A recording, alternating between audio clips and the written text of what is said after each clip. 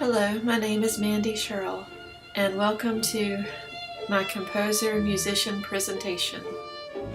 Christoph Willibald Gluck. Like many composers, he was one who sought to live in Vienna, as well as he sought out to reform the opera.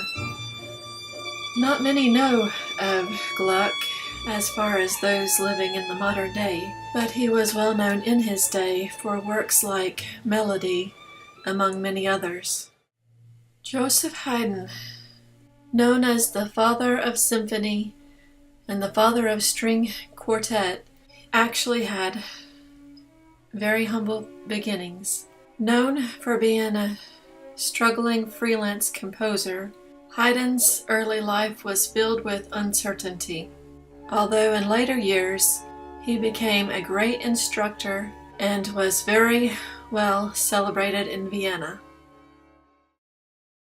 Muzio Clementi, an Italian-born composer, Clementi studied under Haydn and actually had the chance to compete against Mozart in 1781. It was in this period that I have particular interest, because the songs became more cheerful.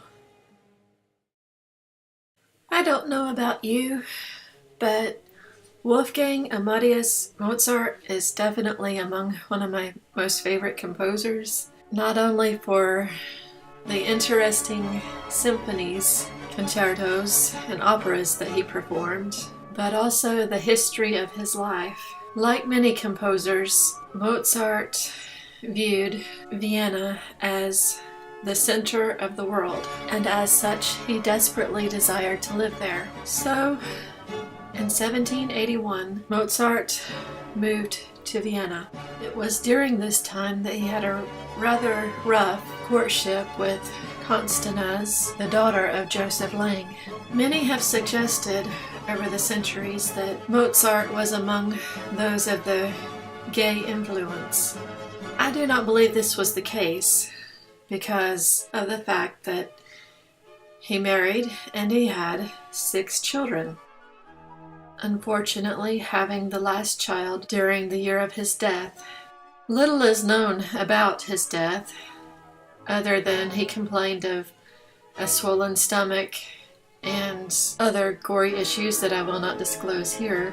But I am willing to bet that the cause of his death was much like the experience I had with my own husband. Fortunately, my husband is still alive, but back in that day, suffering from sepsis brought on by a lot of fluid loss and a high fever, it was very deadly.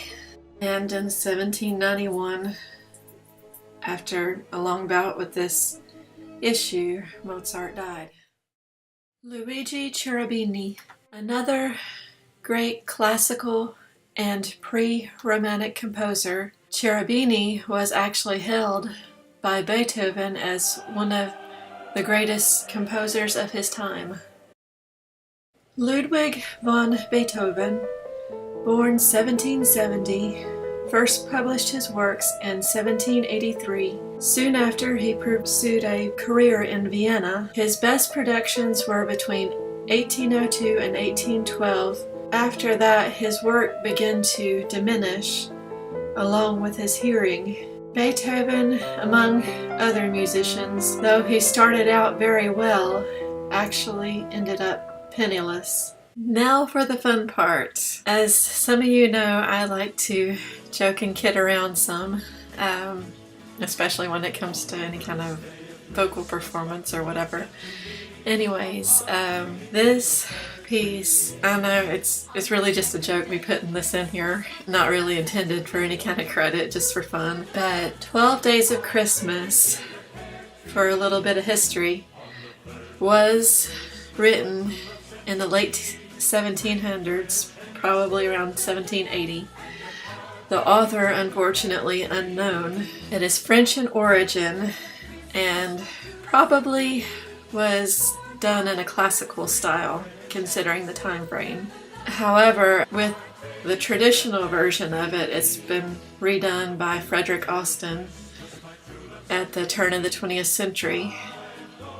Frederick Austin was born in 1872 to 1952, just for a little bit of history on this. But I just wanted to share that little twist and hope you got a laugh. Anyways, one final little touch. Schubert. Franz Schubert, born 1797 and died in 1828. Most known for the song Serenade, Schubert was a particular favorite of Prince Albert and Queen Victoria. Again, he was another composer to die young, therefore having few successful songs. It is suspected that he probably died of either mercury poisoning or typhoid fever or something like that. All very common things to die from back in those days. I don't think it was a gay thing, as some would say. But an interesting twist on this, he served as the torchbearer for Beethoven's funeral exactly a year before his death. But in all, he wrote over 50 chamber works, including sacred outputs for masses, oratorios, and even one requiem. This, however, concludes my presentation. I hope you enjoyed it, and I hope you have a blessed day.